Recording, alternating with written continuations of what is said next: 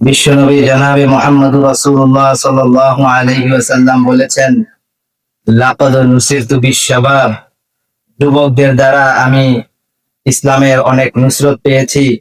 দ্বীনের কাজে, ধর্মের কাজে, ইসলামের কাজ করতে গিয়ে যুবকদের দ্বারা আমি অনেক নুসরত প্রাপ্ত হয়েছি। এক যুবক যার নাম উকবা ইবনে নাফে রাদিয়াল্লাহু আনহু, ওনাকে আফ্রিকা মহাদেশে পাঠানো হয়েছে। আফ্রিকার মহাদেশে উনি ইসলামের বিজয় পতাকা উড়িয়ে দিয়েছেন। এক যুবক যার নাম সাদ ইবনে আবি ওয়াক্কাস রাদিয়াল্লাহু আনহু, ওনাকে সুদূর চীনে পাঠানো হয়েছে। চীনের মধ্যে ইসলামের বিজয় পতাকা উড়িয়ে দিয়েছেন।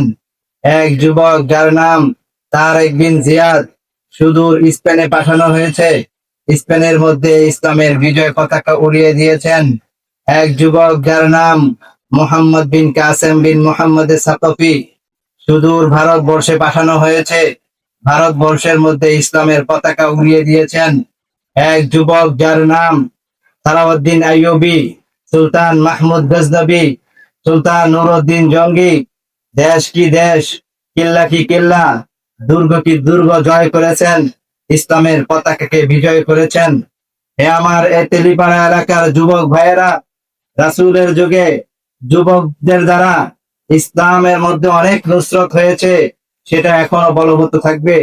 রাসূল যখন নাকি রাসূল সাল্লাল্লাহু আলাইহি ওয়াসাল্লামের উপর উহুদের যুদ্ধে 3000 তরবারি রাসূলের দিকে ধেয়ে আসতেছিল, এক যুবক যার নাম তালহা রাদিয়াল্লাহু তাআলা আনহু, উনি দাঁড়িয়ে গেছেন, দুই হাত দিয়ে 3000 তরবারি আঘাতকে প্রতিহত করতেছিলেন আর বলতেছিলেন, ওহে কাফের, আমার মাঝে আমার দুই হাত যতক্ষণ পর্যন্ত বাকি থাকবে ততক্ষণ পর্যন্ত রাসূলের গায়ে কোনো আঘাত লাগতে দিব না। উনি যখন জমিনে লুটে পড়লেন, শহীদ হয়ে গেলেন, আবু আবু তালহা নামে এক যুবক দাঁড়িয়ে গেলেন।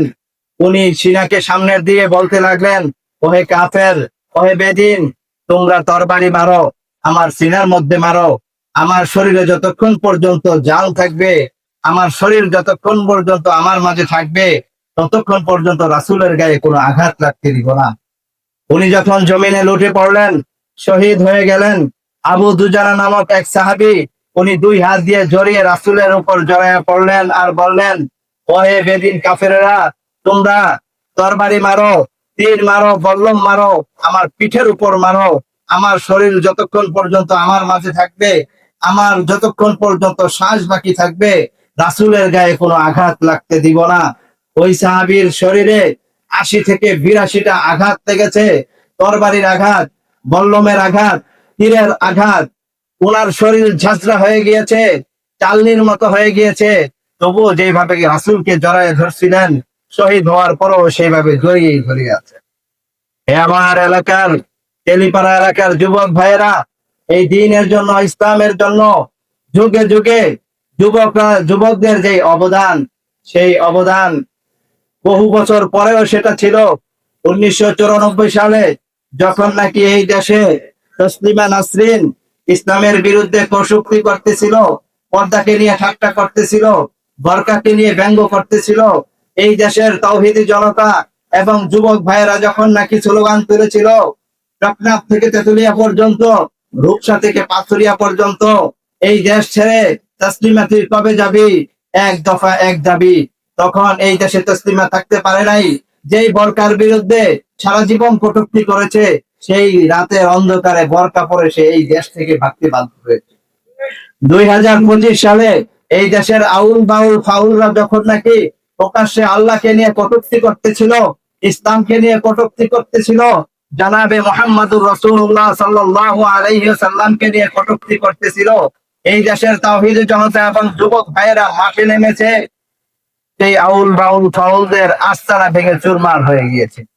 এমনকি বাউল আবুল ফেরকারকে সরকার গ্রেফতার করতে বাধ্য হয়েছে।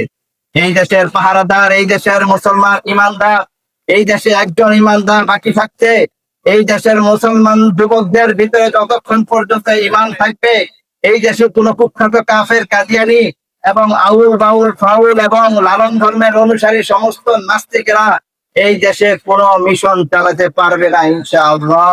হে আমার যুবক ভাইয়েরা, তোমাদেরকে উপযুক্ত আহ্বান জানিয়ে বলে দিচ্ছি, তোমরা ইসলামের সুশীতল ছায়াতলে চলে আসো, ইসলামের ফরজে আইন এলেন গুলো শিক্ষা করো, নবীর পথ, নবীর জীবনী, সাহাবীদের জীবনী তালিম করো, তাহলে তোমরা তোমাদের তোমাদের অবদান গুলো দেখতে পারবে।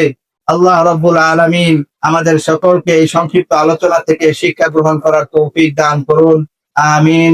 নাসরুল মিনাল্লাহ, ফাতহুল করিম, ওয়া মা আলাইনা ইল্লাল বালাগ।